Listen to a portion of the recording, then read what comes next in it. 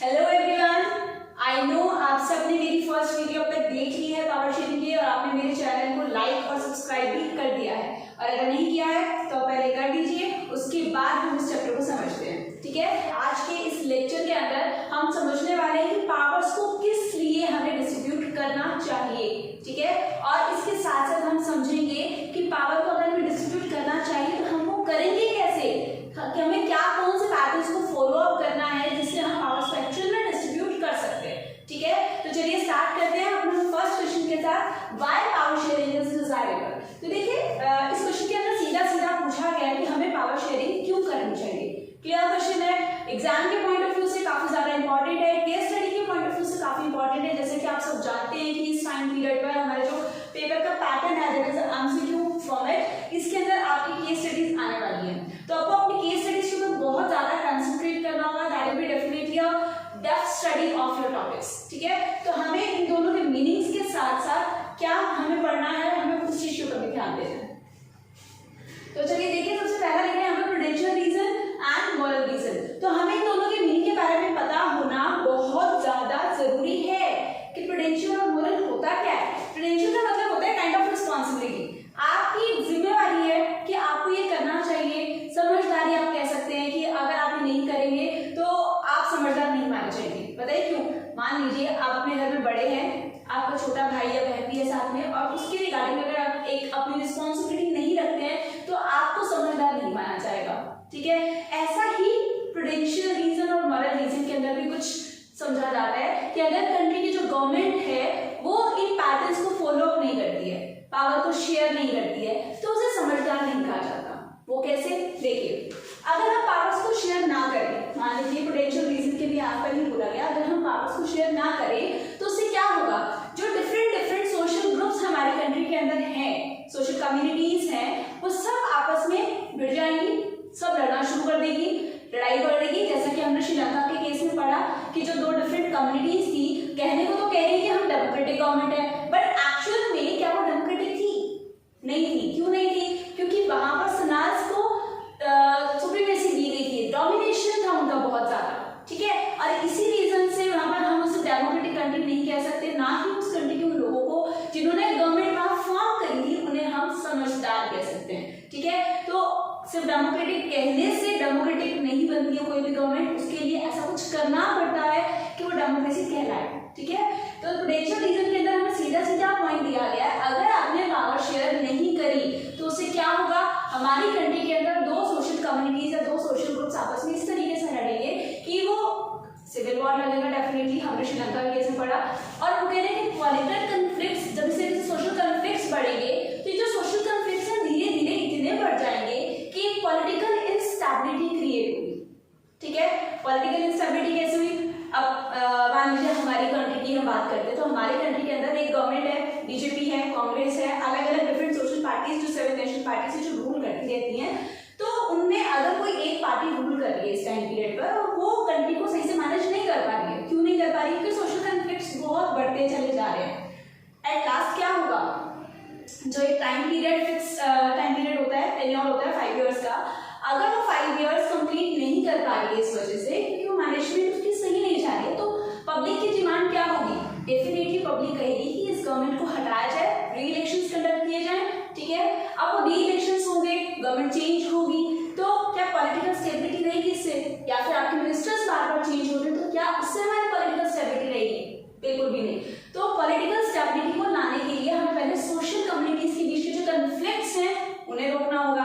तो कह रहे हैं अगर हम पावर को डिस्ट्रीब्यूट कर दे, किसी भी एक कम्युनिटी को हम डोमिनेट ना करने दें, सबके बीच में इक्वल नंबर ऑफ पार्ट्स को शेयर कर दें, तो इससे क्या होगा, हमारे सोशल कम्युनिटीज के जो लड़ाई झगड़े हैं वो खत्म हो जाएंगे, और इसी के साथ साथ हमारी जो पॉलिटिकल इंस्टेबिलिटी है वो भी खत्म हो जाएगी। तो देखिए क्या लिखा है यहाँ पर, it will reduce the conflicts between social groups, कि जो सोशल ग्रुप्स हैं उनके बीच के कन्फ्लिक्ट्स को सॉल्व कर देगा, खत्म कर देगा, और इसके साथ साथ leads to political stability.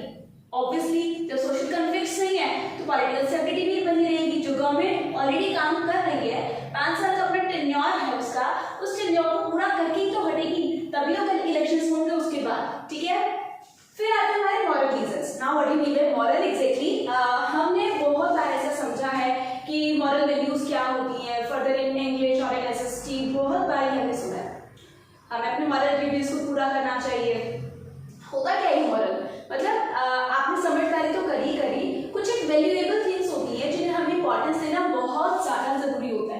Valuable things, जैसे कि हमारी सोसाइटी के रिगार्डिंग हमारी कुछ ड्यूटीज होती हैं, ठीक है, उन्हें समझना बहुत जरूरी है। और अगर हम इन्हें समझ जाएंगे तो इससे क्या होगा, पावर अपने आप डिस्ट्रीब्यूट हो जाएगी, ठीक है। तो पहला पॉइंट यहाँ पर क्या दे रखा है कि power sharing is the spirit of democracy. जहां कहीं भी डेमोक्रेसी है दैट मींस वहां पावर्स तो डिस्ट्रीब्यूट होंगी ही होंगी, किसी एक के हाथ में पावर नहीं रह सकती। That couldn't be a centralised power in that country, okay. फिर वो कह रहे हैं help to form a legitimate government. Now what do you mean by legitimate government? Legitimate government का मतलब होता है एक ऐसी गवर्नमेंट जहां पर पब्लिक के हाथ में एक शेयर होता है। कैसा शेयर? पार्टिसिपेट करने का। अब इलेक्शंस कंडक्ट किए जाते हैं, इलेक्शंस में एक्चुअल रोल किसका है? जो उसके अंदर पार्टिसिपेंट लाइक जो इलेक्शंस में सीट्स को होल्ड करने के लिए खड़े हैं वो लोग, या फिर जो वोट करने वाले हैं उनका हाथ में सबसे ज्यादा। सोचिए सबसे ज्यादा पावर उस टाइम पर किसके हाथ में होती है? उन पॉलिटिकल लीडर्स के हाथ में, या फिर हम जैसे आम जनता के हाथ में? डेफिनेटली हमारे हाथ में होती है। अगर हमारे हाथ में पार्टिसिपेशन की पावर है, हम इस गवर्नमेंट को चेंज कर सकते हैं, तो डेफिनेट सी बात है कि जो लीडर्स हैं वो पावर्स को डिस्ट्रीब्यूट करेंगे ही करेंगे।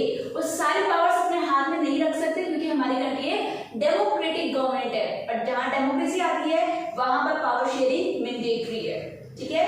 तो आपने क्या समझना यहाँ पर कि पावर शेयरिंग क्या है? Is the spirit of democracy and helps to form a legitimate government. That means there would be a stake, there would be a share of public also in the government. और उन्हें ये भी जानने का right मिलेगा कि किस तरीके से एक्चुअल में जो लीडर्स हैं वो हमें गवर्न कर रहे हैं, ठीक है, हमारे ऊपर रूल कर रहे हैं, हमारे लिए क्या पॉलिसीज बना रहे हैं। That is I think right to information and we have to know about this also, ठीक है। तो हमें जानने का पूरा राइट है कि किस तरीके से कोई भी लीडर हम पर रूल कर रहा है या हमारे लिए पॉलिसीज को फ्रेम कर रहा है।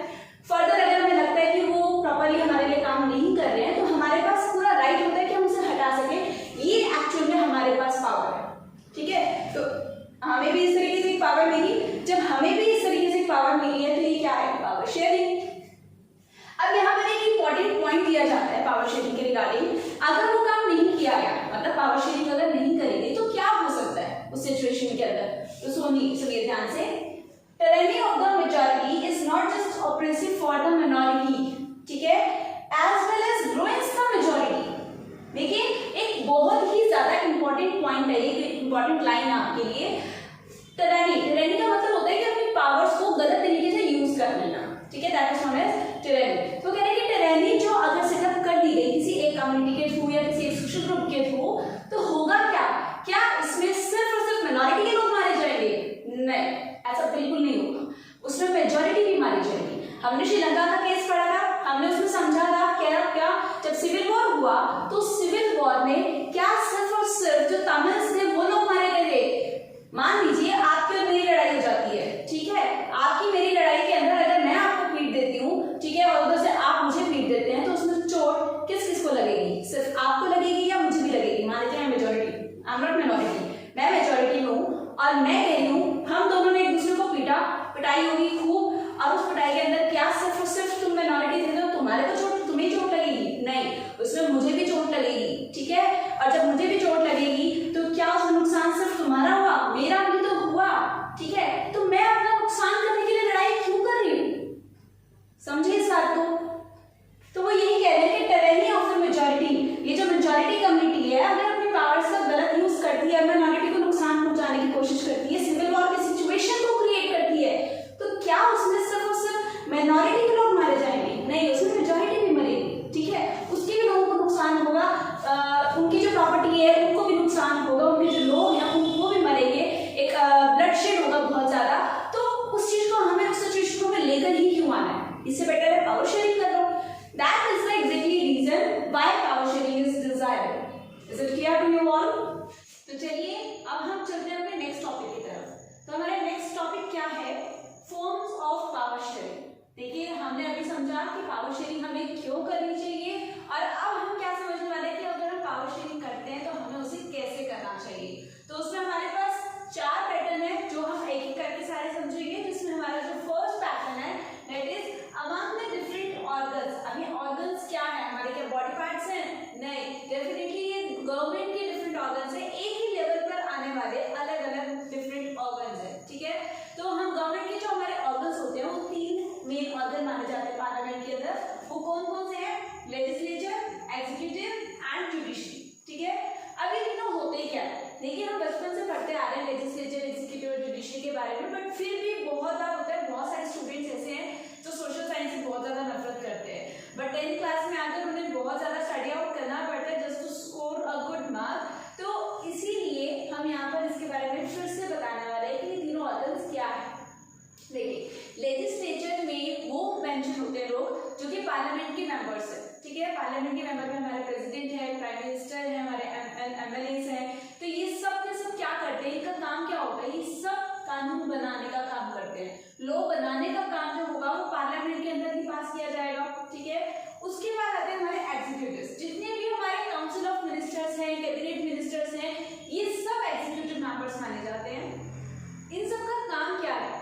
हमारे लेजिस्लेचर ने जो भी रूल्स बनाए, जो भी कानून बनाया, council of minister, cabinet minister क्या करेंगे? उन प्लान्स को एग्जीक्यूट करने का काम करेंगे पूरी कंट्री के अंदर। ठीक है, हमारे जितने आईएएस ऑफिसर्स हैं, ठीक है, सिविल सर्वेंट्स हैं, पुलिस है, काउंसिल ऑफ मिनिस्टर्स है, कैबिनेट मिनिस्टर्स है, ये सभी हमारे एग्जीक्यूटिव्स हैं। ठीक है, और ये क्या काम करेंगे कि जो भी कानून बनाया गया है लेजिस्लेचर थ्रू पार्लियामेंट के अंदर, उस कानून को किस तरीके से कंट्री के अंदर एग्जीक्यूट करना है, वो काम करने का, वो काम किसका है? एग्जीक्यूटिव्स का।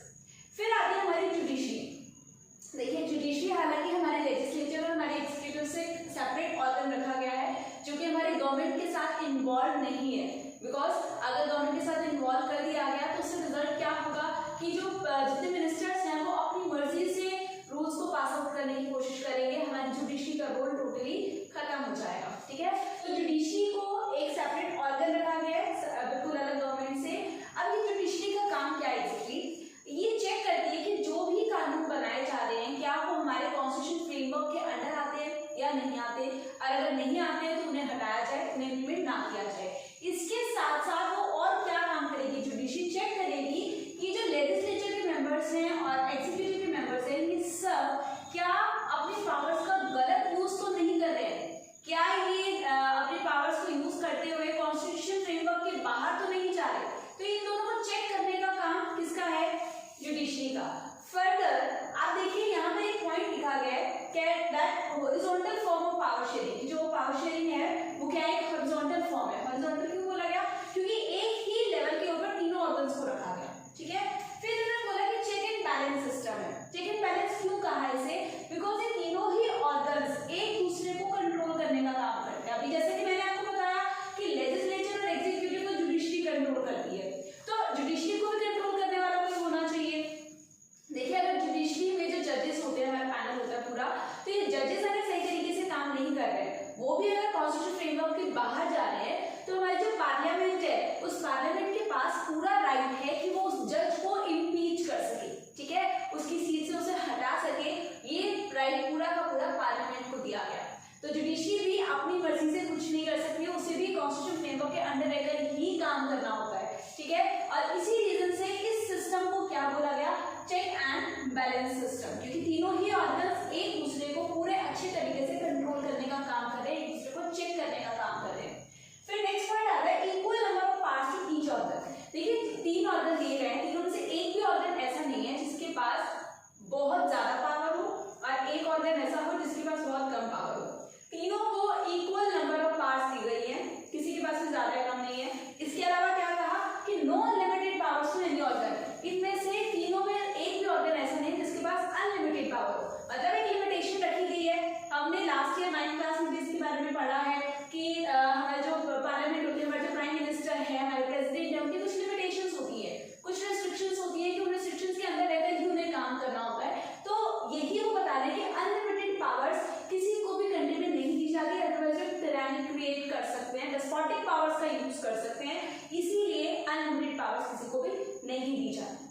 ठीक है, that was all about the horizontal distribution of power. ठीक है, that is among the different organs of government. Now we are going towards among the different levels of government. अब ये लेवल्स क्या होते हैं? देखिए among the different levels that means कि हम एक फेडरल स्ट्रक्चर के बारे में बात कर रहे हैं यहाँ पर कि लाइक एक ही लेवल के ऊपर अलग अलग ऑर्गन नहीं है। अब वो कह रहे हैं कि डिफरेंट लेवल्स हैं, ऊपर से लेकर नीचे तक। पहले हमने हॉरिजॉन्टल पढ़ा था, हॉरिजॉन्टल वाज लाइक दिस,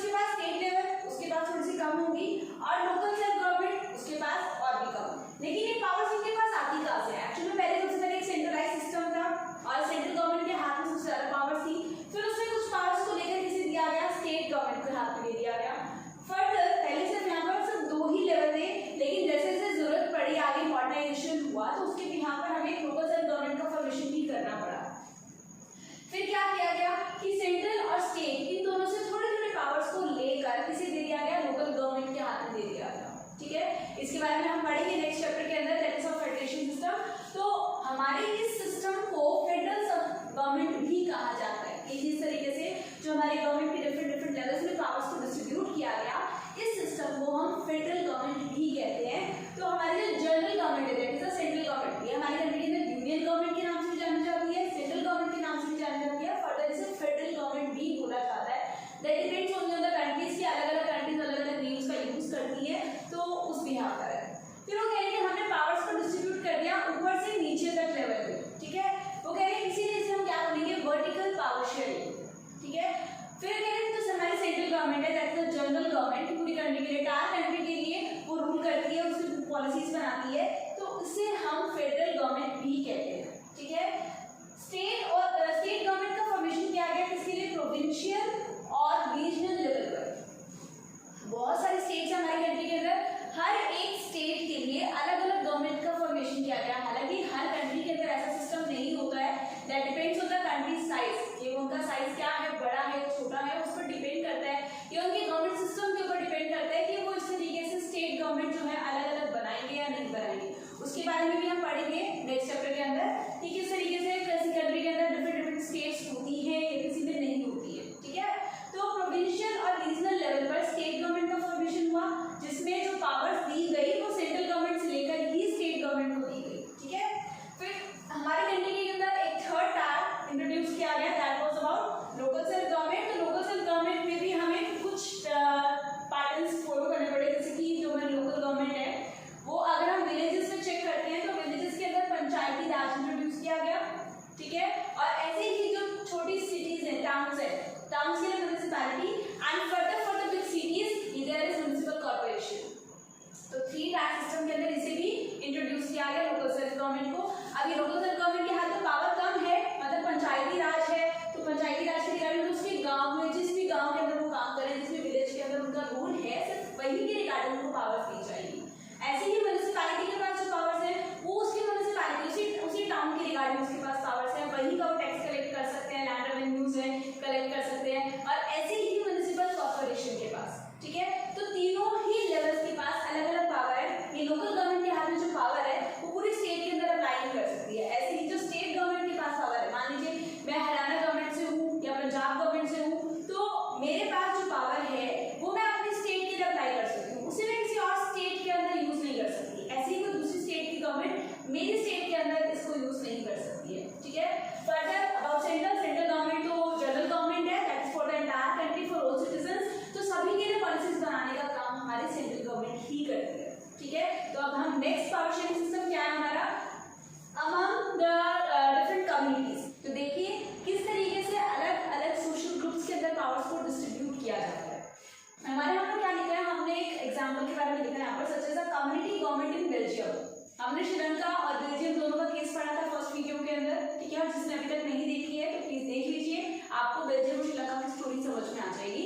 और इसके अलावा भी मैं आपको कुछ छोटा सा पार्ट जो है बेल्जियम के रिगार्डिंग बता रही हूँ कि कम्युनिटी गवर्नमेंट बेल्जियम के अंदर सेटअप करी गई थी। What was the community government की लैंग्वेज के रिगार्डिंग या कल्चर के रिगार्डिंग, ट्रेडिशन के रिगार्डिंग एक गवर्नमेंट का फॉर्मेशन किया गया था जो इनके रिगार्डिंग डिसीजंस लेगी, ठीक है।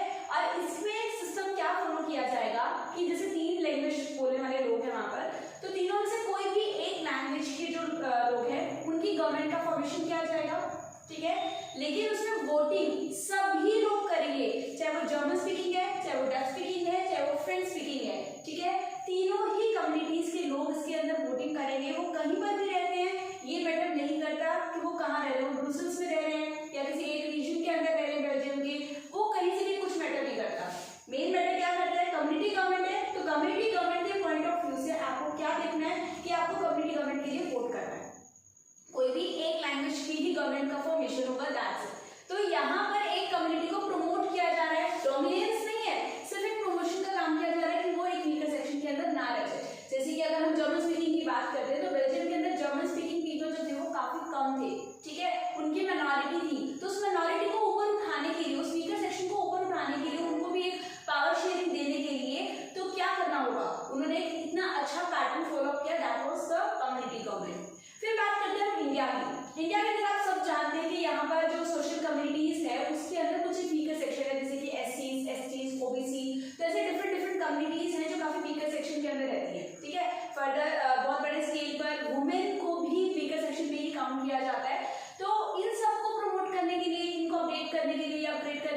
किया गया, हमारी कंट्री के अंदर भी एक पॉलिसी को इंट्रोड्यूस किया गया, that was all about reservation. देखिए रिजर्वेशन पॉलिसी के रिगार्डिंग क्या हुआ कि हमारी कंट्री के अंदर जो गवर्नमेंट जॉब अपॉर्चुनिटीज होती हैं, गवर्नमेंट का एक शेयर होता है, तो उन सभी के अंदर की एससीज और एसटीज को कुछ सीट्स प्रोवाइड करेंगे, ठीक है। इसके अलावा हमारी कंट्री के अंदर पंचायती राज एक ऐसा सिस्टम है जिसने अकेले वुमेन को 1/3 रिजर्वेशन प्रोवाइड किया हुआ है, ठीक है। वो किस लिए? ताकि वुमेन एम्पावरमेंट को और ग्रो किया जा सके, वुमेन को अपडेट किया जा सके, अपग्रेड किया जा सके, उनके लेवल को उनके वीकर सेक्शन से उठाया जा सके, माइनॉरिटी सेक्शन से उसको मेजॉरिटी बनाया जा सके, ठीक है। तो वुमेन एम्पावरमेंट के ऊपर हमारे इंडिया के अंदर भी बहुत बड़े स्केल पर काम किया गया। That was all about the power sharing among the different social groups. Now we are going towards power sharing among different political parties, pressure groups, interest groups, movement groups. तो अब इसके बारे में समझते हैं कि ये सब चीजें हैं क्या, ठीक है। तो देखिए सबसे पहले आता है हमारे पॉलिटिकल पार्टीज के रिगार्डिंग। अब पॉलिटिकल पार्टीज में हम पावर्स को किस तरीके से शेयर करेंगे, किस तरीके से डिस्ट्रीब्यूट करेंगे, तो दो तरीके की पार्टीज होती हैं। देखिए एक वो पार्टी है जिसकी गवर्नमेंट का फॉर्मेशन हो चुका है, और दूसरी जो पार्टी है वो उसका गवर्नमेंट का फॉर्मेशन नहीं है, दैट मींस मेजॉरिटी ऑफ जो वोट्स है उसे नहीं मिले तो वो जीत नहीं पाई। तो ऐसी जो पार्टी है तो उस पार्टी को हम क्या बना देते हैं पार्लियामेंट के अंदर, एक ऑपोजिशन पार्टी का रोल दे देते हैं। Now what is the role of opposition? Opposition का काम होता है कि जो रूलिंग पार्टी है उनके डिसीजंस, उनके टॉक्स, उनके जो भी फर्दर काम चल रहा है तो उसके रिगार्डिंग कुछ ना कुछ क्रॉस क्वेश्चनिंग करना, ठीक है। उनसे पूछना कि अगर आप ये डिसीजन लेने वाले हैं तो ऐसा क्यों करने वाले हैं, ठीक है। तो ऑपोजिशन पार्टी का एक अपना पावर शेयरिंग है। पार्लियामेंट की सिटिंग के अंदर ऑपोजिशन के ग्रुप भी बैठेंगे, उनके लीडर्स भी बैठेंगे, वो भी चेक करेंगे कि जो रूलिंग पार्टी है वो पर्टिकुलर किसी एक सेक्शन ऑफ सोसाइटी को लूज तो नहीं कर रही है, किसी एक सेक्शन ऑफ सोसाइटी के रिगार्डिंग कभी कुछ सोच ही नहीं रही है। तो इन चीजों के बारे में देखने का काम कौन करता है? ऑपोजिशन, ताकि पब्लिक को भी इससे एक बेनिफिट मिलता रहे, पब्लिक हमेशा अलर्ट रहे कि हाँ हमारे बारे में सोचा जा रहा है या नहीं सोचा जा रहा है, हमारे बारे में देखा जा रहा है, कोई डिसीजन लिया जा रहा है, तो पब्लिक को भी अवेयर रहना बहुत ज्यादा जरूरी होता है। तो इस तरीके से यहाँ पर हमारी जो है पॉलिटिकल पार्टीज की पावर को शेयर किया गया।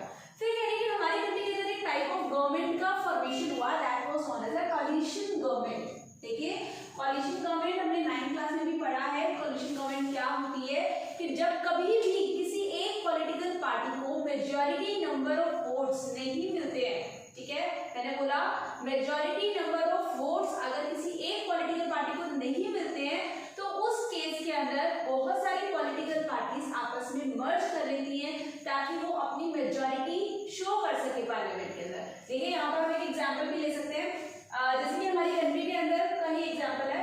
यहाँ पर हमारे टोटल नंबर ऑफ जो सीट्स हैं वो है 545, ठीक है, 545 सीट्स हैं, और अगर आपको जीतना है तो उसके लिए 50% से ऊपर आपको एक सीट चाहिए जीतने के लिए। तो 50% अगर हम तक करेंगे तो कितना हो जाएगा? 271.5, ठीक है। तो यहाँ पर मिनिमम सीट्स जो चाहिए वो कितनी चाहिए? 272। मान लीजिए किसी भी एक पॉलिटिकल पार्टी को 272 सीट्स नहीं मिलती, उस केस में क्या होगा?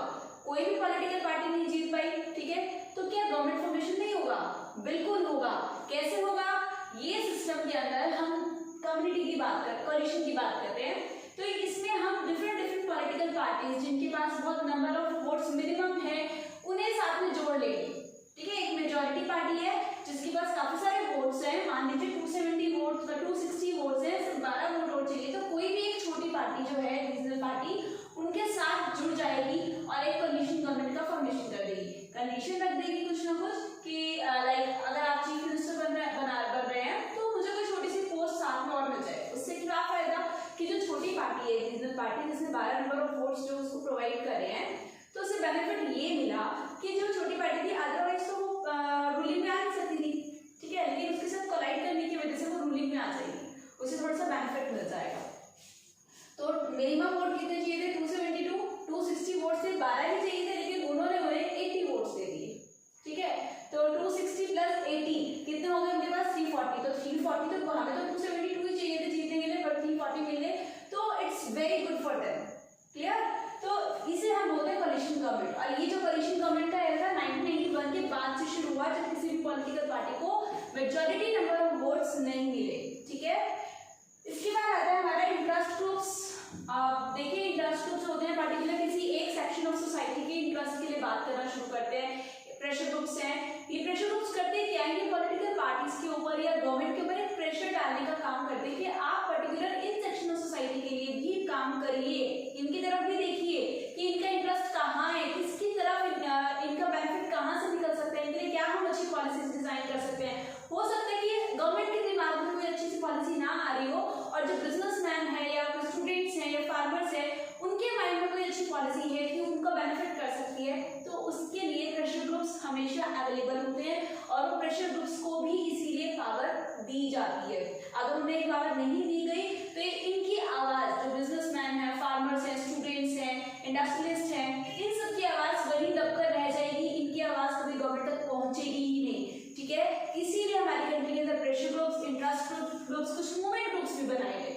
ठीक है, तो इंटरेस्ट ग्रुप क्या करते हैं, पार्टिकुलर किसी एक सेक्शन ऑफ सोसाइटी के लिए काम करते हैं, उनके इंटरेस्ट के लिए काम करते हैं, दैट्स ऑल, उनका काम खत्म। प्रेशर ग्रुप्स क्या करते हैं, सभी के लिए अलग अलग प्रेशर ग्रुप्स बनाए जाते हैं, जैसे कि स्टूडेंट्स के लिए अलग है, बिजनेसमैन के लिए अलग है, फार्मर्स के लिए अलग है। ठीक है, अब जैसे स्टूडेंट का हम एक एग्जांपल है NSUI, हम बहुत बार न्यूज़ में इसके बारे में सुनते हैं, NSUI के बारे में, जो स्टूडेंट्स का एक प्रेशर ग्रुप है जो काम करते हैं स्टूडेंट्स के फेवर के लिए। ऐसे ही फार्मर्स के लिए भी कुछ ग्रुप्स होते हैं और ऐसे ही बिजनेसमैन के, इंडस्ट्रियलिस्ट के कुछ ग्रुप्स होते हैं। तो ये सब के सब इनके फायदे के लिए काम करते हैं। मूवमेंट ग्रुप की अगर हम बात करते हैं तो मूवमेंट ग्रुप्स कुछ ऐसे ग्रुप्स हैं जो हमारी पर्टिकुलर किसी एक टॉपिक के रिगार्डिंग मूवमेंट शुरू करते हैं, जैसे कि फॉरेस्ट कटिंग है, डिफॉरेस्टेशन किया जाता है, तो उसके लिए बहुत बड़े स्केल पर मूवमेंट ग्रुप्स, हमने चिपको मूवमेंट के बारे में काफी कुछ सुना हुआ है कि पेड़ों के साथ लोग कैसे चिपक गए थे, that was the Chipko movement. इसके अलावा अगर हम बात करें मूवमेंट ग्रुप्स में डैम कंस्ट्रक्शन के रिगार्डिंग काफी, जैसे कि नर्मदा रिवर के ऊपर जो डैम का कंस्ट्रक्शन किया गया उसके रिगार्डिंग डैम रिवर बचाओ आंदोलन ऐसा कुछ शुरू किया गया था। वो इसलिए कि डैम का कंस्ट्रक्शन रोका जा सके। क्यों रोका जाए, क्योंकि वो वहाँ के लोगों को काफी ज्यादा डिस्प्लेस करके उनकी कोई भी रिहैबिलिटेशन सेंटर्स उनको प्रोवाइड नहीं कर रही है गवर्नमेंट, तो उसके रिगार्डिंग इस मूवमेंट को शुरू किया गया। That was all about the movement group. तो इन सबको पावर इसीलिए दी गई ताकि जो वीकर सेक्शन है सोसाइटी के, लोअर सेक्शन है जिनको कुछ नुकसान हो रहा है, या अपर सेक्शन भी है और उनकी आवाज, उनकी पॉलिसीज जो है वो गवर्नमेंट तक समझ में नहीं आ रही है, तो गवर्नमेंट तक उनकी आवाज को पहुंचाने के लिए सारे मूवमेंट्स और मूवमेंट ग्रुप्स, इंटरेस्ट ग्रुप्स शुरू करे गए और इन्हें भी एक पावर शेयरिंग दी गई ताकि ये भी कुछ डिसीजंस ले सके। हालांकि फाइनल डिसीजन गवर्नमेंट के हाथ में होता है, बट ये भी अपने कुछ व्यूज, अपने ओपिनियन, पब्लिक के ओपिनियंस को सामने रख सकते हैं। ठीक है, तो ये इनके हाथ में पावर दी गई है।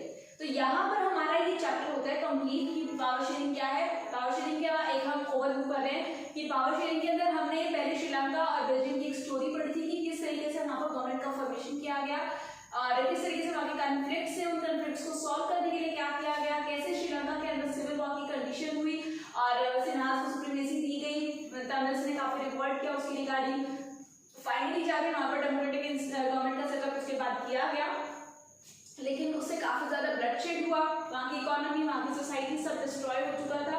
अल्टीमेटली दोनों कंट्रीज के अंदर प्रॉब्लम को सॉल्व कर दिया गया। उसके बाद हमने रीजंस के बारे में पढ़ा कि पावर शेयरिंग के क्या रीजंस हैं, हमें क्यों करना चाहिए, फिर हमने पढ़ा कि अगर हम करते हैं तो हमें किस तरीके से करना चाहिए।